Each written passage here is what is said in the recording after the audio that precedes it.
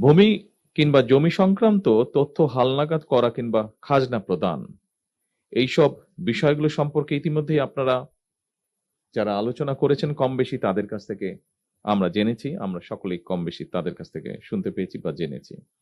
আমি আর সেগুলো আবার নতুন করে বলতে চাই না। উপস্থিতিবৃন্দ, যুগ যুগ ধরে ভূমি জমি সংক্রান্ত হিসাব নিকাশ এবং এসবের ভাগ বাটোর একটি চলমান প্রক্রিয়া আমাদের সমাজ জীবনে বা পারিবারিক জীবনে।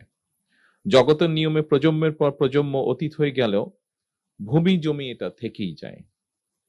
সময়ের পরিক্রমায় একই পরিবার হয়তো একই জমি বিভিন্ন শরিকদের মধ্যে বারবার বন্টন হতে থাকে। ফলে সঙ্গত কারণেই একই পরিবার এবং স্বজনদের মধ্যে বন্টন প্রক্রিয়া কিংবা বিক্রি সূত্রে জমির মালিকানাও বারবার পরিবর্তন ঘটতে থাকে। শুধু যুগ যুগ নয়, বলা যায় শতাব্দীর পর শতাব্দী ধরেও ভূমি জমির মালিকানা এইভাবেই নির্ধারিত হয়ে আসছে। আজ থেকে হয়তো 100 বছর আগে যেই জমির মালিক ছিলেন মাত্র একজন মানুষ, বর্তমানে সেই জমির মালিক হয়তো অনেক বেশি সংখ্যক মানুষ। এভাবেই জমি ভূমির মালিকানা শরিকানা যেমন বেড়েছে, স্বাভাবিকভাবেই জমির মালিকানা সংক্রান্ত পুরো প্রক্রিয়াকে রেকর্ডে রাখার জন্য ভূমি কর্মকর্তাদের দায় দায়িত্ব তেমনই বেড়েছে। মালিকানা, খাজনা, দলিল, খতিয়ান, দাগ, পর্চা, নামজারি, জমা খারিজ, মৌজা, সিএস, আর এস বা ডিএস, এই শব্দগুলোর সঙ্গে জমির মালিক মাত্রই কম বেশি পরিচিত সারা দেশময়। ফলে এইসব বিষয় নিজেদের মালিকানা হালনাগাদ রাখতে মানুষকে সংশ্লিষ্ট ভূমি অফিসে আসতেই হয়। তবে প্রযুক্তিগত উন্নয়নের সাথে সাথে ভূমি ব্যবস্থাপনাও আধুনিকরণ হয়েছে। সময়ের সাথে সাথে দেখা দেয় নিত্য নতুন প্রয়োজন। রেডি থাকতে হয় প্রতি মুহূর্ত। তাই এলো ইনোভার, যেন আপনি লাইফে থাকেন রেডি প্রতিদিন।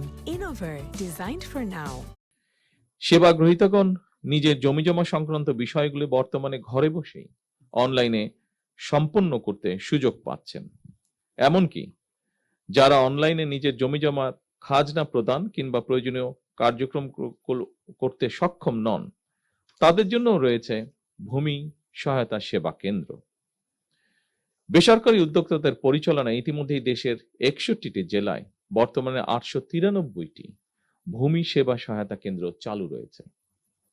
এসব কেন্দ্র থেকে নির্ধারিত সেবা মূল্যের বিনিময়ে নাগরিকগণ সহজেই ভূমি সেবার আবেদন করতে পারছেন এবং সরকারি ফি পরিশোধ করতেও সক্ষম হচ্ছেন।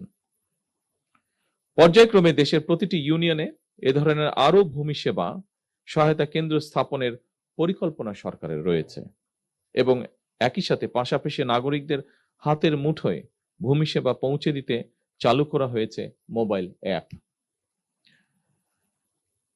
যার নাম দেওয়া হয়েছে, খুব সম্ভব অ্যাপটির নাম দেওয়া হয়েছে ভূমি। সম্মানিত উপস্থিতিবৃন্দ, আমি মনে করি ভূমি জমি ব্যবস্থাপনা যত বেশি আধুনিক এবং প্রযুক্তি নির্ভর করা যায়, জমি সংক্রান্ত বিরোধ সম্পত্তির পথও খুব সম্ভবত তত বেশি সহজ হয়ে যায়। জমি ব্যবস্থাপনার ক্ষেত্রে অনলাইন সুবিধা নিশ্চিত করায় আমি ব্যক্তিগতভাবে বিশ্বাস করি জমিজমা সংক্রান্ত দুর্ভোগ অনেকাংশেই লাঘব পাবে। একই সঙ্গে জমিজমা সংক্রান্ত বিরোধকে কেন্দ্র করে ভূমি অফিসগুলোতে মধ্যস্বত্ব ভোগীদের দৌরত্ব কমবে ইনশাআল্লাহ। চলমান এই ভূমি সেবা মেলা আধুনিক ভূমি ব্যবস্থাপনা এবং নাগরিকদেরকে নিজেদের দায় দায়িত্ব সম্পর্কেও আরো সচেতন করবে। সম্মানিত উপস্থিতিবৃন্দ, দেশের জনসংখ্যা বৃদ্ধির সঙ্গে সঙ্গে একটি খুব গুরুত্বপূর্ণ বিষয় যে আমাদের মাথাপিছু জমির পরিমাণও কমে আসছে।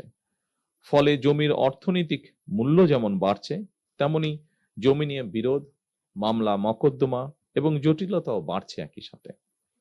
অনেক ক্ষেত্রে এসব বিরোধ ব্যক্তি ও পরিবারের শান্তিও নষ্ট করার পাশাপাশি জাতীয় উন্নয়ন কর্মকাণ্ডেও প্রতিবন্ধকতার সৃষ্টির কারণ হয়ে দাঁড়িয়েছে। এমন বাস্তবতায় ভূমির পরিকল্পিত ব্যবহার, নির্ভুল রেকর্ড সংরক্ষণ এবং দক্ষ ব্যবস্থাপনা বর্তমানে সময়ের অপরিহার্য দাবি।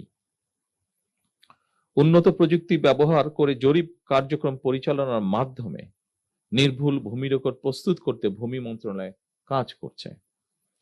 একই সঙ্গে ভূমি প্রশাসনের প্রায় সকল সেবাকে ডিজিটাল প্ল্যাটফর্মে নিয়ে এসে নাগরিকদের জন্য সেবা গ্রহণকে আরো সহজ, দ্রুত এবং কার্যকর করারও উদ্যোগ নেওয়া হয়েছে। আমাদের লক্ষ্য এমন একটি ভূমি ব্যবস্থাপনা গড়ে তোলা যেখানে ভূমি সেবা গ্রহণের জন্য মানুষকে আর অযথা অফিসে ঘুরতে হবে না, যা আমরা ভিডিওতে একটু আগে দেখেছি। সেরকম একটি পরিবেশ আমরা চাই, অথবা দুর্নীতি কিংবা হয়রানির শিকারও হতে হবে না। সম্মানিত উপস্থিতিবৃন্দ, দেশের ভূমি ব্যবস্থাপনাকে আধুনিকায়ন করে জমি জমা সংক্রান্ত বিষয়ে জনগণকে সহায়তার লক্ষ্যে সারা দেশে ভূমি সেবা মেলা আয়োজন এবং ভূমি ব্যবস্থাপনাকে আরো সহজ এবং আধুনিকীকরণ করার ব্যাপারে আমরা জাতীয় নির্বাচনের কয়েক বছর আগে প্রণীত 31 দফা এবং সর্বশেষ নির্বাচনী ইশতেহারেও বিষয়টি উল্লেখ করেছিলাম।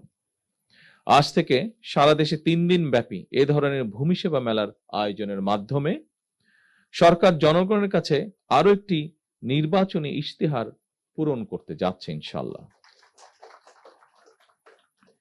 এভাবেই সরকার পর্যায়ক্রমে একের পর এক নির্বাচনী ইশতেহারের প্রতিটি দফা বাস্তবায়নের মাধ্যমে জনগণের কাছে দেওয়া ওয়াদা পূরণের রাজনীতিকে এগিয়ে নিয়ে যাবার চেষ্টা করছে। শুধুমাত্র জমি জমা সংক্রান্ত বিষয় নয়, প্রতিটি ক্ষেত্রেই জনবান্ধব কর্মসূচি নিয়ে সরকার জনগণের কাছে দায়বদ্ধ থাকতে চায়। কারণ দীর্ঘ 1.5 দশকেরও বেশি সময় ধরে ফ্যাসিবাদ শাসন শোষণের জাতাকলে পৃষ্ঠ দেশের জনগণ বর্তমানে রাষ্ট্র এবং রাজনীতিতে তাদের অধিকারের প্রতিফলন দেখতে চায়। এ কারণেই বর্তমান সরকার রাষ্ট্র পরিচালনার প্রথম সপ্তাহ থেকেই নির্বাচনী ইশতেহার এবং জুলাই সনদের প্রতিটি দফা পর্যায়ক্রমে বাস্তবায়নের দিকে মনোযোগ দিয়েছে। সম্মানিত সুধীবৃন্দ, সারা দেশে বিভিন্ন পর্যায়ের আদালতগুলোতে দেওয়ানি এবং ফৌজদারি সব মিলিয়ে খুব সম্ভবত 47 লাখেরও বেশি মামলা বিচারাধীন রয়েছে। এর মধ্যে জমি জমা সংক্রান্ত মামলার সংখ্যাই বেশি। সুতরাং এই মুহূর্তে সরকারের সামনে প্রধান প্রায়োরিটি হচ্ছে আদালতে বিচারাধীন মামলা দ্রুততম নিষ্পত্তি। তবে প্রচলিত আদালতের বাইরেও জমি জমা সংক্রান্ত বিরোধ নিষ্পত্তির জন্য গ্রাম আদালত কিংবা অল্টারনেটিভ ডিসপিউট রেজুলেশন এডিআর অর্থাৎ বিকল্প বিরোধ নিষ্পত্তির মতন আইনানুগ ব্যবস্থার মাধ্যম অবলম্বনের দিকেও জোর দেওয়া জরুরি বলে আমরা মনে করি। এতে একদিকে বিরোধ নিষ্পত্তিতে যেমন অল্প সময় লাগবে, অপরদিকে অনেক ক্ষেত্রেই বিরোধ হয়তো শত্রুতায় রূপ নেবে না। বিকল্প বিরোধ নিষ্পত্তির ক্ষেত্রে আলবার্ট আইনস্টাইনের একটি তাৎপর্যপূর্ণ উক্তির কথা আপনাদের সামনে আমি তুলে ধরতে চাই। তিনি বলেছিলেন, peace cannot be kept by force, it can only be achieved by understanding. বিশেষ করে জমি জমা সংক্রান্ত মামলা বা দেওয়ানি মামলাগুলো পর্যায়ক্রমে নেগোসিয়েশন বা আলোচনা, মধ্যস্থতা বা সালিশ কিংবা সমঝোতার মাধ্যমে বিকল্প বিরোধ নিষ্পত্তির পথ কার্যকর করা গেলে একদিকে আদালতে বিচারাধীন মামলার জট কমবে, অপরদিকে দ্রুততম সময়ের মধ্যে জমি জমা সংক্রান্ত বিরোধ নিষ্পত্তি করাও সহজ হবে। সম্মানিত উপস্থিতিবৃন্দ, জমি বা ভূমি শুধু এক টুকরো সম্পত্তি নয়, বরং মানুষের জীবনে এটি এক ধরনের নিরাপত্তা, নির্ভরতা, অর্থনৈতিক স্থিতি, জীবিকা এবং ভবিষ্যতের ভিত্তি। এই উপলব্ধি থেকেই জমি ব্যবস্থাপনাকে হয়রানি ও দুর্নীতিমুক্ত করার অঙ্গীকার নিয়ে জনগণের দোরগোড়ায় রাষ্ট্রীয় সেবা পৌঁছে দিতে বর্তমান সরকার কাজ করছে।